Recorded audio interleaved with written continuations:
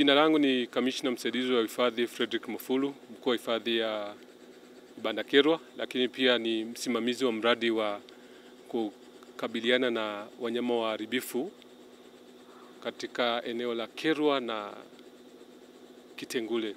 Kwa miaka mingi eneo la Kitengule lilivamiwa na tembo.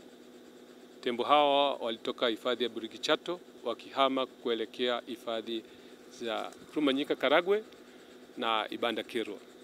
Lakini katika harakati zao za kuhama, mapito yao yalishafungwa na shughuli za wananchi, ikiwa ni mashamba pamoja na nyumba. Baada ya hilo kutokea, wanyama hawa waliloea katika eneo hili la Kitengule. Katika eneo hili wamekuwa wakisababisha madhara mengi sana kwa shughuli zinazofanyika katika eneo hili. Madhara hayo ni pamoja na uvamizi wa mashamba ya wananchi, uvamizi wa nyumba za wananchi, uvamizi wa mashamba ya wawekezaji, uharibifu kwenye mifugo iliyowekezwa katika eneo hili, ukifahamu kwamba hili eneo pia ni ranchi za mifugo ya kawaida. Kwa hiyo kwa miaka mingi, kama miaka 18 hivi, tatizo hilo limekuwa likiwepo. Kwa sasa hivi, baada ya kulitathmini, tumebaini kuwa hakuna njia nyingine ya hawa tembo kuendelea kuwepo. Kuanzia tarehe 24 mwezi wa 9 mpaka 14 mwezi wa 11 mwaka jana, tulifanya tathmini na kubaini kwamba katika eneo hili kuna tembo takriban 500. Tembo hawa hawawezi kuendelea kuishi katika eneo hili kwa sababu ni eneo dogo ambalo haliwakizi kwa mahitaji yao, hasa malisho. Na tukapendekeza serikalini kwamba ni vizuri utaratibu wa kuondoa tembo hao ufanyike. Na utaratibu huo ni kwa njia ya kuwaswaga. Kuna upalio kabisa, kuna njia ambayo wanaweza kupita tukawarudisha Burigi Chato. Lakini ili tuweze kufikia hatua ya kuwaswaga, lazima kwanza tuwatambue. Na leo tuko kwenye hatua ya kwanza kuwavalisha kola za satellite ambazo zitatuwezesha kubaini makundi haya ya tembo yako katika eneo gani hapa Kitengule. Na hii ndio kazi hasa tunayofanya leo. Tukimaliza kazi hii, tutakuja kwenye hatua ya pili ya kuangalia uwezekano wa kuondoa kwa kuwaswaga kutoka katika eneo hili. Na kazi hii inafanyika kisayansi kabisa. Inafanywa na wataalamu wa TANAPA pamoja na taasisi ya utafiti wa wanyamapori, yani TAWIRI. TAWIRI ndio waliotoa hizi kola, na sisi pamoja na wao tunashirikiana kuhakikisha hizi kola zimevalishwa kwa wanyama hawa. Tunavalisha kola hizi kwa wanyama, ziko kola 5 kwa ujumla, na zitavalishwa kwa wanyama 5. Wanyama hawa 5 ni majike viongozi 4 pamoja na dume kiongozi 1.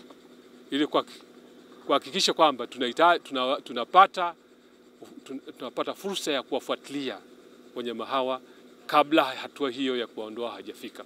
Kwa kweli hii ni hatua kubwa, na tunashukuru serikali yetu ya Jamhuri ya Muungano wa Tanzania kwa kutoa fedha, hasa Wizara ya Maliasili kwa kutoa fedha hizi ambazo zimewezesha kazi hii kufanyika.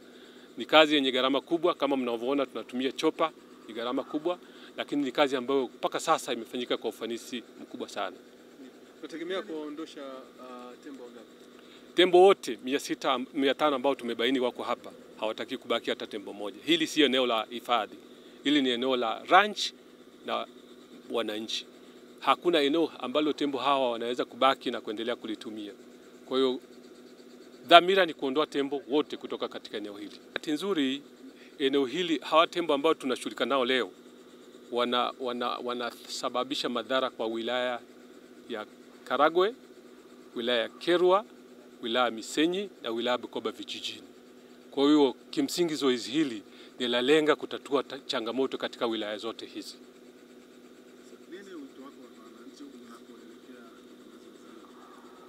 Kwanza tunashukuru sana wananchi kwa kuwa wamekuwa wavumilivu. Wameishi katika changamoto kwa muda mrefu, lakini wamekuwa watulivu, na kimsingi hata tembo wenyewe walioko katika eneo hili hawajafanywa vitendo vibaya. Zaidi ya tembo kufanya vitendo vibaya kwa wananchi. Tunawashukuru na tunawaahidi kwamba tunaendelea kuhakikisha kwamba changamoto hii tunapambana nayo mpaka iishe. Kwa majina naitwa Justin Shamanche, ni daktari wa wanyamapori kutoka Taasisi ya Utafiti wa Wanyamapori Tanzania. Zoezi hili linaratibiwa na kusimamiwa na Taasisi ya Utafiti wa Wanyamapori Tanzania kwa maana TAWIRI na kwa kushirikiana na Hifadhi ya Taifa Tanzania. Tuko hapa kwa lengo kuu moja la kuvalisha mikanda ya mawasiliano kwa mnyama tembo ili kubaini mienendo yao na tabia yao, namna wanavyotumia ile eneo la ranch ya Kitengule, maeneo jirani ya Kagera Sugar, kwa ujumla katika eneo la wilaya ya Karagwe.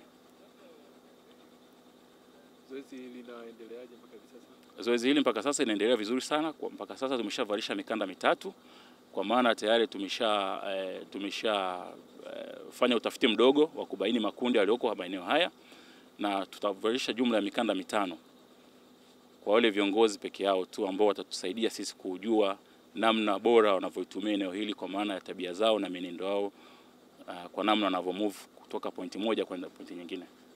Pengine kwa ujumla zoezi hili, changamoto zikoje kubaini kundi jike na ambaye au tembo kiongozi ambaye anabidi avalishwe mikanda? Kimsingi changamoto sio kubwa sana, ni sisi tu kuchukua muda mrefu tukiwa angani kwa maana kupata yule kiongozi mkubwa anayeongoza kundi, ili tuweze tukimpata yule kiongozi ndio atakayetusaidia kujua kundi zima namna linavyotembea au namna linavyotumia eneo hili la Kitengule Ranch kwa maana ya wilaya ya Karagwe.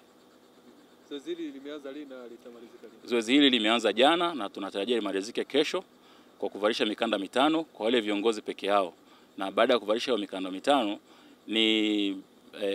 ni kazi tu imeanza kwa maana ya awali kuonesha makundi yote kwa ujumla, na baada ya kuvalisha mikanda hiyo itatusaidia sisi baadaye kuja kuhamisha tembo hao na kuwatoa maeneo ya wananchi kuwapeleka katika Hifadhi ya Taifa Burigi Chato.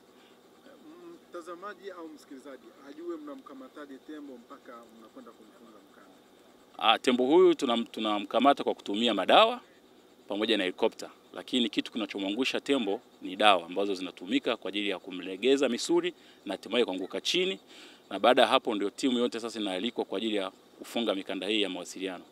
Daudi anasema na alifurahi waliponiambia na twende nyumbani kwa Bwana. Mchungaji Cravel Venanti wa kanisa la EAGT Mlima wa Ahadi, Rome, Bukoba mjini anawakaribisha katika ibada zenye uvuvio wa nguvu za Mungu. Jumapili, ratiba za ibada ni kama ifuatavyo: saa 3 hadi saa 4 asubuhi ni shule ya Jumapili, saa 4 hadi saa 5 ni kusifu na kuabudu, saa 5 hadi saa 6:30 mchana ni neno kuu na maombezi. Jumapili hiyo hiyo saa 10:30 hadi saa 12:30 jioni ni maombi na maombezi yanayoenda pamoja na kumwabudu Mungu. Jumatano ibada inaanza saa 10:30 jioni kwa kusifu na kuabudu, na kuanzia saa 11 kamili hadi saa 12 kamili jioni ni mafundisho ya neno la Mungu. Ijumaa ni ibada ya kusifu, kuabudu na kuomba kuanzia saa 10:30 hadi saa 12:30 jioni. Kanisa la EAGT